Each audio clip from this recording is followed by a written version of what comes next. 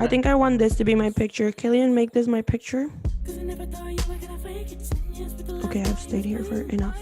Oh my god. Oh my god. Oh my god. I feel like I just gave birth. Hello, hello, Minail. How are you doing today? Hello, Maria. I'm good, thank you. How are you? I'm great. I'm super, super excited to be talking a little bit more about your single that just came out, SKiN. We are super excited about it. I think it's hyped. I really, really loved it. Me Um, too, thank you. yeah. The main thing that is super, super funny about it is that I remember you started writing it. And I remember being probably one of the first people that heard the first demo. I remember that night I was having drinks in the studio while I was making it, and I think that was the night where I came back and I came to yours because Maria's house is very close to mine when I used to live in Toronto. So I would pass hers to go home from the studio, and I stopped by like quite often and showed her my tracks before I went on home. Probably had a cheeky couple other drinks as well with her on the balcony. But yeah, I remember showing you SKiN, and you're like, yeah, that's a cool vibe. But to see the journey from start to the finished product is really interesting. I've always been really interested in uh, the production side of things and how songs are built, and I just love getting into the creative process of it. But yeah, the end product ended up really sick, so I'm very happy with it. And I really hope people can relate to the song. It's a very relatable topic, about heartbreak, but it's kind of an upbeat, uplifting production with sad lyrics. So it's a nice mix. I think your voice is very different from anything I've heard in like the pop scene lately. Because you Thanks. have like a weird like range. Um Yeah. yeah, I've also heard you like live whatever. Um so yeah, it's definitely a super catchy song. I've been playing it a lot because obviously we got the drop early, but Thank you. Get those dreams up, girl. not only just asking you about SKiN, but in general, like what are your main influences? Like when you think about music, is there someone like specific, like a specific artist that you're like, I'm kind of like on that vibe, or do you just kind of like go with the flow and see what happens? So at the start of every single session, it's kind of, I always compare it to a therapy session.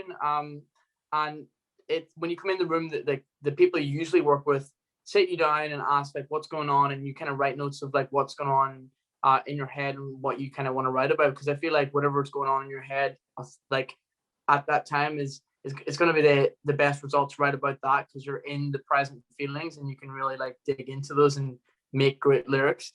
But inspiration wise, I always find myself playing reference, like you would play like reference songs, and I always play like Dua Lipa, Sia, Khalid, Becky Hill's an up and coming artist. She's really cool. Lav, do you know Lav?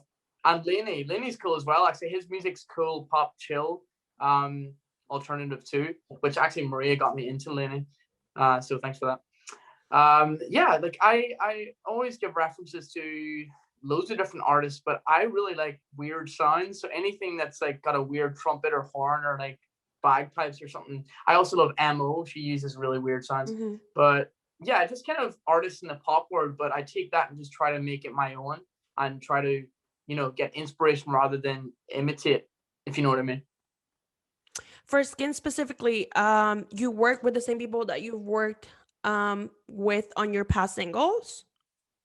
Well, Counterfeit, my first single that came out a couple of years ago now, that was written by myself and Tyler Shaw, who's a pretty big artist in Canada. You guys probably recognize the name. And then Tyler produced it, but then at the end, Miles and Adam, who are my friends that I work with pretty regularly, they put some finishing touches on it, so they still had involvement in the production. Um, so yeah, they help out with a huge percentage of the songs that I'm going to release, but this one was just between me and them. So yeah, all credit to them. They did amazing. I know you've been really, really working hard on like being recognized and being more known and like going viral, if we could call it that way. I think you were off to a really good start just because coming out of the X Factor, a lot of people knew you like right from the get-go kind of thing, which is that's where your career started in what, like 2000, what was that? 16. Yeah, people have really seen you grown, like both like as a person and as a musician, which I think is really, really cool. It's really funny to even just see the videos of like when you were in the X Factor and like see how much you've changed and like see how like I don't know, you just seemed a little bit shy and now you're just like the complete opposite. Yeah, Again, I I feel feel like that was definitely in editing. I still had a personality then, but like TV editing, that's how it goes. But yeah, I think the whole growth of me as an artist has definitely stemmed from me exploring like myself as an actual like person, like in my personal life. Um, Obviously coming out, blah blah blah, all that shit. Like being able to live my like proper life without kind of like caring what anyone else thinks and just doing me and feeling like comfortable in myself is like really helped me grow in so many ways. So yeah, just be gay. I think it's really, really funny that obviously knowing you, like you didn't have any tattoos, and then all of a sudden you started getting like a crazy amount of tattoos, which I guess happens with everyone. But why, yeah, why the title of your song, like Skin? Like, It's pretty much about like a ex kind of relationship that didn't work out, that the person stuck in your head. But I felt like that wasn't completely explaining it to the extent, like, you know, when it's like next level and you can't stop thinking, it's almost like they're in your skin. It's like a saying, a phrase. So yeah, I just thought I'd base the song around that, and it was a real experience. So it's good that I got to take something really shitty that happened and make it into such cool music. And then also with the tattoo question, it's so true what people say when you get your first tattoo, that it's just like it really stumbles from there and it snowballs, and you get like, I think my first one was like a year and a bit ago, and now I have like 13, which too, by the way, people have been done by Maria herself. On this is one of so those little, embarrassing. she did a little smiley face there. And then yeah, I just went crazy, and now I'm really into it. But I was really scared to get my first one, which ironically has the word skin attached to it. So full circle. Obviously for you, like you were living in Toronto while this song kind of like came to your head, and then Yeah. you just moved back to the UK for a little bit. So who exactly did you work with for the song? Like who produced it? Where did you record it? So two of my buddies that I became friends with when I first went to Toronto back in summer 18. They were called Adam King and Miles Jones. They're really close friends of mine now, and one's a producer and one's a sound engineer. So we would always just write. I wrote with them like 70% of the time when I was making music. So kind of got my little team there.